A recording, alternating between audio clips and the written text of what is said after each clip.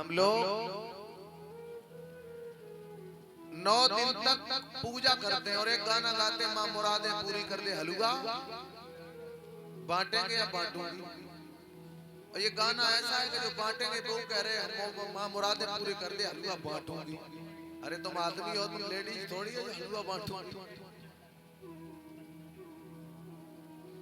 तो प्यारे 9 दिन तक माँ की बड़ी सेवा होती है, सुबह शाम अगरबत्ती इत्यादि और आरती होती है 9 दिन तक। और 10वें दिन माँ को उठाया और किसी बहते हुए नहर में डाल दिया। अब विचार कर निर्धरा के लोगों, आपके यहाँ हम रह रहे हैं, बड़ा बढ़िया सुंदर सा भोजन हो रहा है, बदल बदल के लोग अपने अपने यहाँ हमें भोजन करा रहे हैं, बदल बदल के भोजन मिल रहा है। और 9 दिन तक आप कथा सुन लो, 10वें दिन हमारे पैर बांध के हमें नहर में डाल दो, तो हम आपको आशीर्वाद देंगे कि बद्दुआएं देंगे? क्यों भाई? हम आपके लिए अच्छा बोलेंगे बुरा? अच्छा, इस जगह पे तुम्हें हम अपने घर पे बुलाएं सब लोगों को और बढ़िया तुम्हें खीर इत्यादि पनीर खिलाने के बाद में हाथ पैर बांध के तुम्हें नहर में डाल दें तो कैसा लगेगा? खराब लगेगा? ऐसा लगेगा महाराज या तो बुलाते ना बुलाया तो इतना बड़ा अपमान ना करते। लगेगा बुरा? भला किसी का कर ना सको तो बुरा किसी का मत करना, और किसी के लिए पुष्प यदि तुम बन ना सको तो कांटे बन के मत रहना। तो तुम ये अपमान हुआ कि नहीं हुआ?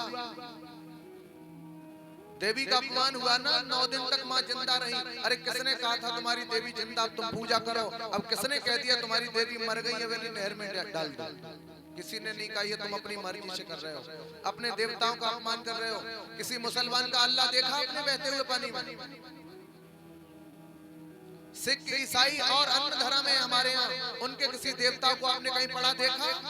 अगर पढ़े होंगे तो हिंदू तुम्हारे रामकृष्ण हनुमान इत्यादि दुर्गा नार नहला में पीपल के नीचे कहीं न कहीं तुम्हारे पढ़े होंगे, उनके नहीं।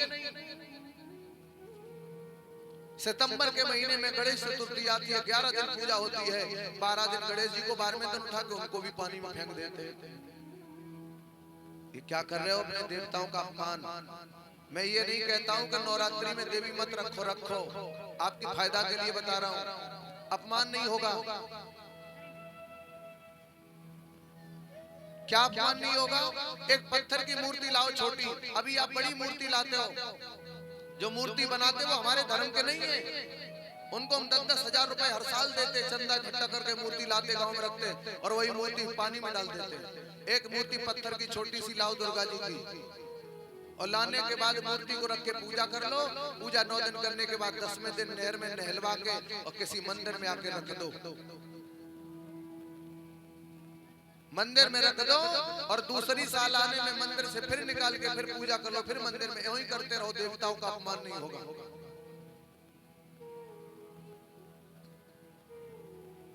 दूसरा सवाल, घर में लोग मूर्तियां रखते हैं, अगर मूर्ति का हाथ टूट जाए तो लोग क्या कहते हैं? मूर्ति खंडित हो गई है, कहते हैं ना। किससे पूछा? बोले किसी पंडित जी से पूछा, तो पंडित जी ने कहा है कि खंडित मूर्ति रखी नहीं जाती है। तो मैं मालूम है कि पंडित जी सोच रहे हैं ये मूर्ति फेंक दो, दूसरी लाओ, प्राण प्रतिष्ठा कराओगे।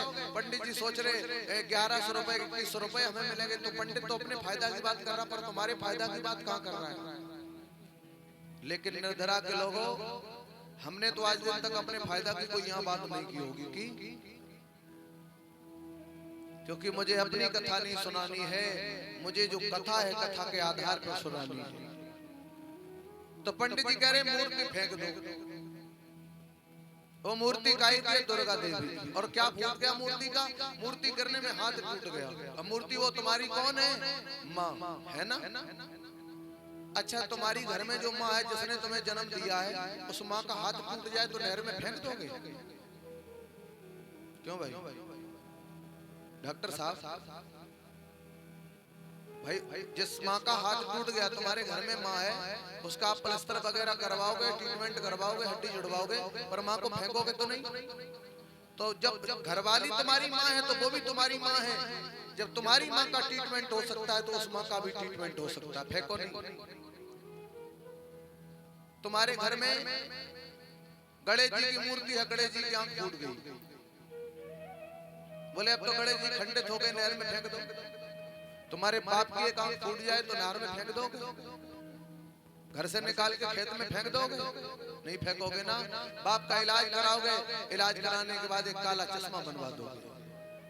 तो जब तुम्हारे बाप का ट्रीटमेंट हो सकता है तो उस मूर्ति का भी ट्रीटमेंट हो सकता है। जहां मूर्ति बनाता है वहां दूसरी आंख भी डाल देगा, जहां मूर्ति बनाता है उससे आगे हाथ भी जोड़ देगा। प्रधान जी सब कुछ कर देगा। जो उस माँ के लिए, अपनी माँ के लिए लाख प्रयास कर सकते हैं, आप करोड़ों रुपए खर्च कर सकते हैं, तो उस माँ के लिए भी 200-400 रुपए खर्च कर सकते हो। उसे फेंको नहीं, क्योंकि तुम्हारे आस्था का स्थान है। माँ दुनिया में एक ही होती है, क्योंकि जो तुम्हारी माँ दर्द जानती है वो सौत वाली माँ नहीं जानती है, वो मौसी नहीं जानती है। आस्था का स्थान सिद्ध मूर्ति, जिससे आपके भविष्य के सारे काम बने हैं, जिसमें आपकी आस्था है। और आस्था के स्थान को आप अपने घर से यदि फेंकोगे तो आपको कष्ट प्राप्त होगा।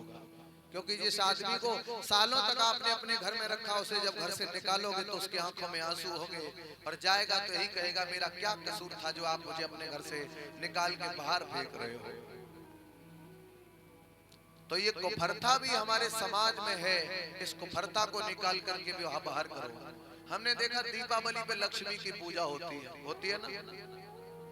अभी एक पिछले गांव में हम कथा कर रहे थे, तो लक्ष्मी जी की पूजा होने के बाद में उस दिन, और लक्ष्मी जी को उठा के गमा देवी का थान था वहां सब लोगों ने डाल दिया, वहां नालियां भी गिर रही होंगी। अब बताओ लक्ष्मी की पूजा करके जब तुम घर से लक्ष्मी को निकाल रहे हो तो लक्ष्मी रुकेगी कहां?